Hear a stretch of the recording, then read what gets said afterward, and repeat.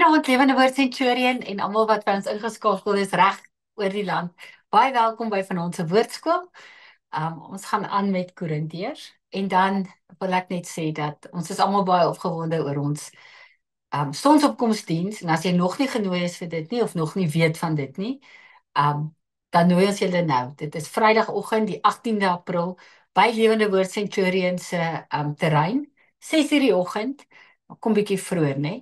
Die diens begin 6:00. Ons bring jou eie stoele en daar's boereworsrolle te koop en ons gaan net 'n amazing oggend hê. Die diens wat ons so in die veld gaan sit en dan na die tyd dan stap ons op, die kinders het 'n lekker pretloop en dit is net so lekker om te kuier en as jy nie 'n boereworsrol wil koop nie, bring jou skottelbraai en maak vir ontbyt en almal kuier net. Dit is net familietyd saam op Goeie Vrydag. So ons nooi julle.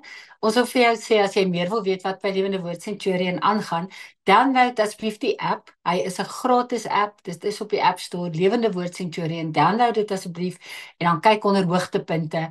Daar's ook 'n dameskonferensie wat voorlê. Daar's 'n mannekonferensie. Daar's 'n dameskamp. Daar is net 'n amazing lekker vol program. Daar's ewen 'n aanbiddingsspeellys as jy wil musiek in jou huis speel en dis ook die goed wat ons sing in die gemeente. So dis 'n baie mooi app en dis 'n great app en dit gaan jou altyd informed hou en dan ook op die app is die vorige woordskole. Vorige boeke wat ons gedoen het wat jy altyd weer kan opvang. Ek is nie seker of Korintiërs al gelaai is nie. Ek weet nie wag hulle tot dat Korintiërs is gelaai. Hy behoort gelaai te wees, dan is dit reg. Maar daar's ook ander boeke waarna jy kan kyk. So wees deel van die gemeente en download die app. Ja, Wouter, wat kyk jy my so? Ek kyk jou so want jy ruik so lekker. Dus ek wens julle kan dit ruik as ons nou tegnologie gehad het dat jy dit kon ruik. Sy ruik verskriklik lekker. So, ons is by 1 Korintiërs hoofstuk 6 vers 18. Sal ek vir ons bid? Absoluut. Here, baie dankie dat ons kan saam wees. Dankie dat ons hierdie woord saam kan lees en ontdek en kan besef, Here, U versterk en bemoedig ons deur U woord. Here, U woord is tydloos.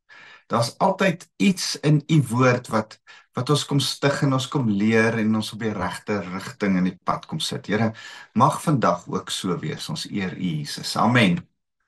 Goed, ons het nou so 'n bietjie van 'n vakansie gehad, maar net weer om te recap waarmee ons besig is. Ons is besig met Paulus se brief, eintlik sy tweede brief van 3 aan Korinte. Ons het nie die eerste een nie en daarom is hierdie 1 Korintiërs.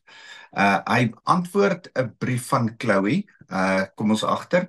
Chloe kom sê sekere goed vir hom. Dis asof die mense, dit lyk asof die mense vir Chloe gesê het, hoorie, skryf vir Paulus 'n brief, sê vir hom, vra vir hom 'n paar vrae. En terwyl sy dit gedoen het, sy of hy, ek dink dis sy, het sy sommer so 'n bietjie geklik oor 'n paar goed wat hulle ook verkeerd doen en vat hulle vas. So baie interessante dinamika wat hier aangaan. Paulus het natuurlik hierdie mense almal goed geken, baie goed geken, want hy was 'n jaar en 'n half daar. Nou bly hy in Efese, hy bly in 'n ander stad. Nou skryf hy hulle aan hierdie brief. Wat ek vanoggend agterkom in my stilte tyd is dat hulle het hierdie ding van hulle vergelyk Apollos met Paulus en of Petrus met Apollos en Paulus en hulle het hierdie partyskap en is eintlik die groot probleem, die groot ding wat Paulus hier aanspreek. Vanoggend ontdek ek moet jy dit eintlik wys.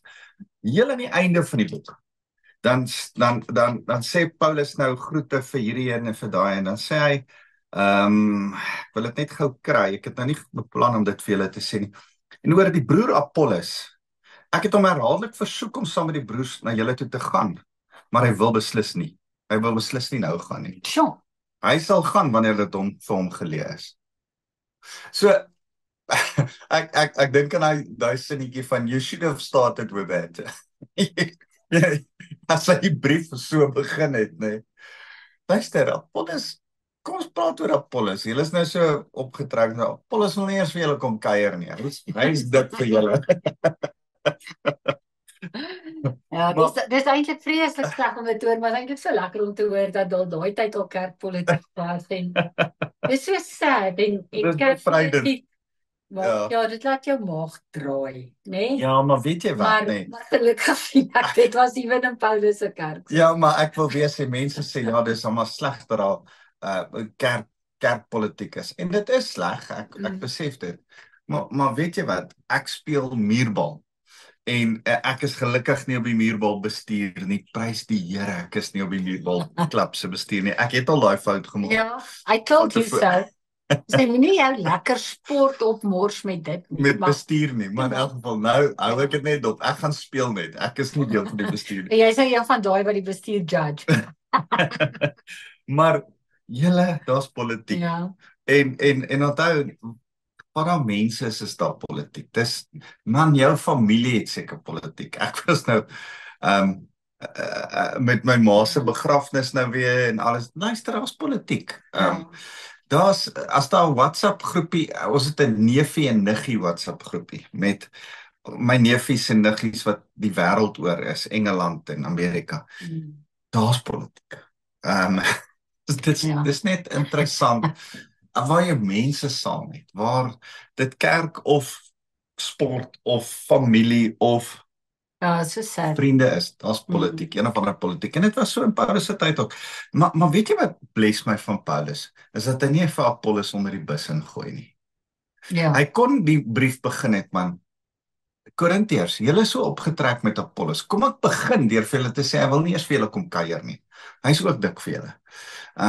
Maar dis nie waarmee hy begin nie. Hy begin nie daarmee nie. Hy begin deur te sê ek en Apollos is medewerkers en ons werk saam. En eintlik hanteer Paulus die situasie eerbaar. Dis wat ek van hom hou. Ja, julle, as jy tussen die lyne begin lees, dan kom jy agter Paulus is 'n gentleman. Hy smart. Ja, dit is hy het 'n mooi wy ook gehad. Hy was baie kwaai. Ja. Partykeer, maar ek dink dit was ook ek dink die ding is hy moes orde skep uit kulture wat bymekaar kom en eintlik 'n nuwe geloof vorm, 'n nuwe stelreëls, 'n nuwe koninkryk. En dan moet 'n mens normes en waardes, ons gaan vandag daarby kom, né? Van die mekaar goed wat hy nou iewes skielik 'n nuwe paadjie moet oopkap en sê nee, wag. Ons as Christene, dis ons kultuur. Dis wat ons glo. Nie soos die heidene van Korinte nie, nie soos die wettiese lot van die Jode nie. Hier's ons kultuur. Dis wat ons glo. Ja, dis mooi. Okay. So ons het verlede week so 'n bietjie aangegaan. Ons het gepraat oor die hofsaake 2 weke, nee, nie verlede week nie, voor die vakansie. Ons het gepraat oor die hofsaake van medegelowiges, dat jy nie eintlik 'n medegelowige voor die hof kan daag of hom 'n prokureursbrief stuur nie. Baie interessant. Ons het gepraat oor waarskuwing teen 'n goddelose lewe en dat Paulus gesê het, luister, kom weg van ouens af wat nie die Here wil dien nie. Wat sê hulle wil die Here dien, maar hulle wil nog vashou aan hulle sonde, goddelose lewe. En toe Paulus oorgegaan, want hy's eintlik besig om so bietjie van hoofstuk 5 vers 1 af, toe hy praat oor die ou wat by sy pa se vrou bly. Toe begin Paulus klein bietjie ook oor seksuele losbandigheid in daai rigting van heiligheid, van reinheid stap, né? En toe begin hy praat oor, luister, ons kan nie eintlik net eet wat ons wil nie, al is ons honger, al het ons behoeftes, ons kan nie net seksueel doen wat ons wil nie, ons moet heilig en rein lewe. Begin Paulus daaroor praat, en nou sê hy hier waar hy sê, maar die persoon wat homself aan die Here verbind, is een met gees aan hom, vers 17, vers 18, vlug weg van onsedelikheid. Onthou die konteks net vinnig weer, hy's besig om te praat oor, as jy saam met 'n prostituut gaan slaap, wat nou amper half normaal was vir die afgode aanbidders. Hulle manier van aanbidding was om by tempelprostituie te gaan slaap, né? En dit was kultureel soort van aanvaarbaar. Maar ek dink as jy 'n liefdesverhouding met 'n vrou gehad het, moes dit nog steeds haar hart breek, verstaan jy? So Nou sê hy, vlug weg van onsedelikheid. Elke sonde wat 'n mens doen is buite sy liggaam, maar iemand wat seksueel losbandig optree, sondig teen sy eie liggaam. Onthou nou teen sy eie liggaam. In hoofstuk 7 gaan ons net nou lees dat hy sê 'n man en 'n vrou se liggame behoort aan mekaar. So as ek seksueel sondig, dan sondig ek teen my eie liggaam, maar dis ook jou liggaam wat aan jou behoort. As jy seksueel sondig, sondig jy teen jou liggaam, maar teen jou liggaam wat aan my behoort. Baie interessante konsep. Nou sê hy, jy sondig teen sy eie liggaam. Bietjie in die konteks waarin Paulus ook praat is dat hy sê dat ons liggame is tempels van die Heilige Gees en dan probeer hy baie duidelik die beeld skep van die kerk is die liggaam van Christus wat die tempel van die Heilige Gees is, maar daarvan is jou eie persoonlike liggaam wat rein en heilig moet wees, 'n tipe van die liggaam van Christus wat jy ook rein en heilig moet hou. So, die groter liggaam van die Here, die kerk, bestaan uit klein liggame uit, en daai moet rein en heilig wees, omdat hierdie rein en heilig is. Maak dit sin? Wat ek sê? So, hy sê, elke sonde wat 'n mens doen is buite sy liggaam, maar iemand wat seksueel losbandig optree, sondig teen sy eie liggaam. Of weet julle nie dat julle liggaam, wat julle van God ontvang het, 'n tempel van die Heilige Gees in julle, is van die Heilige Gees in julle, en dat julle nie aan julleself behoort nie, want julle is duur gekoop, verheerlik God dan met julle liggaam. So, ek wil dit bietjie verder vat in die lig van hoofstuk 7 wat ons nou gaan behandel, en sê, ons is duur gekoop, natuurlik die bloed van Jesus Christus. Ons is die tempel van die Heilige Gees. Groter prentjie, die kerk is die tempel van die Heilige Gees, maar jy as kerk, as individu, as gelowige waarin die Heilige Gees nou woon, is ook 'n tempel van die Heilige Gees. Ek wil nie sê, dis die een of die ander nie, dis die een, en daarom is dit die ander. Verstaan jy? Omdat jy 'n tempel is van die Heilige Gees, word die kerk, gesamentlike groep gelowiges, die tempel van die Heilige Gees. Maar ons sal dit mis as ons net sê, die kerk alleen is die tempel van die Heilige Gees, en nie die liggaam nie, die persoonlike liggaam nie. Ons sal dit ook mis as ons sê, net die persoonlike liggaam is die tempel van die Heilige Gees. Want baie keer dink ons dit, hoorie, daar's iets magnifiek, mooi, heilig goed in kerk, wat die Here kom establish het, en hy wil hê ons moet dit besef. So, en dan sê hy, julle is duur gekoop, verheerlik God dan met julle liggame. En ek wil vir jou sê, verheerlik die Here met jou liggaam. Hy praat daar spesifiek in die konteks waarmee ons nou besig is, oor die seksuele, né? Reinheid en die seksuele. Een man met een vrou binne in 'n huwelik. Dis alleen waar seks hoor.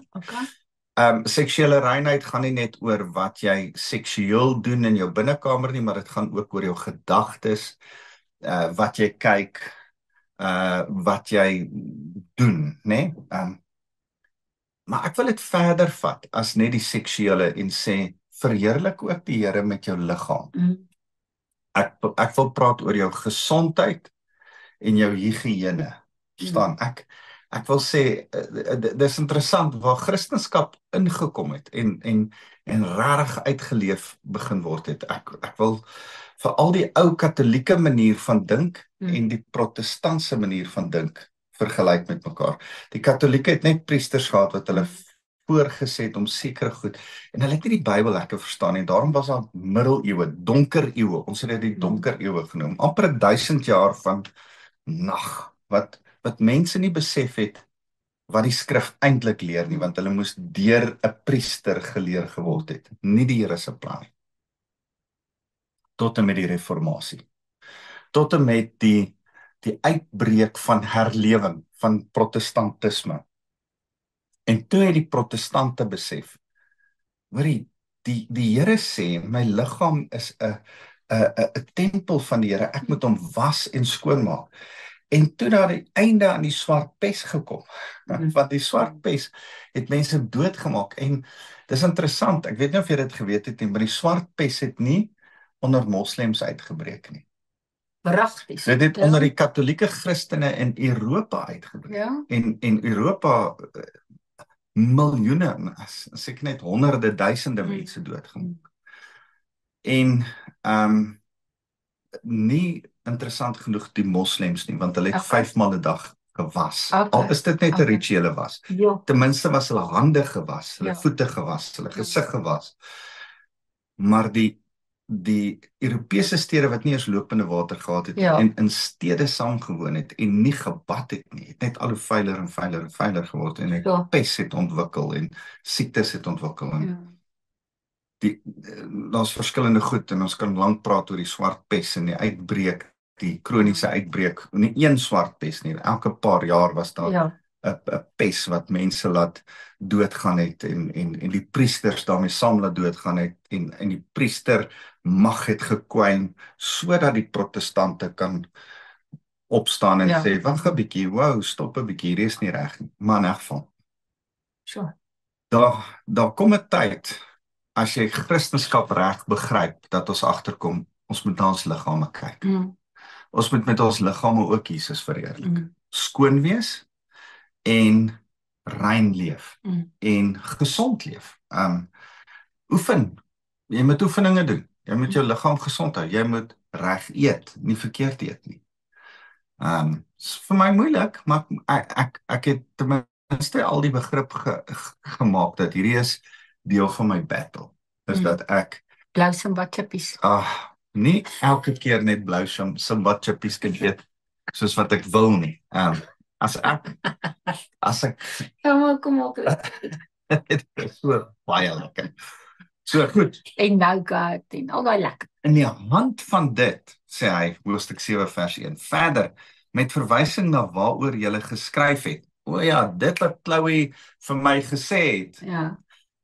Dit is goed vir 'n man om nie met 'n vrou omgang te hê nie. Dit is goed vir 'n man om nie seksueel aktief te wees nie. Dis Paulus, ek weet nie of ek heeltemal saam met jou stem nie. Okay, kom ek gaan aan.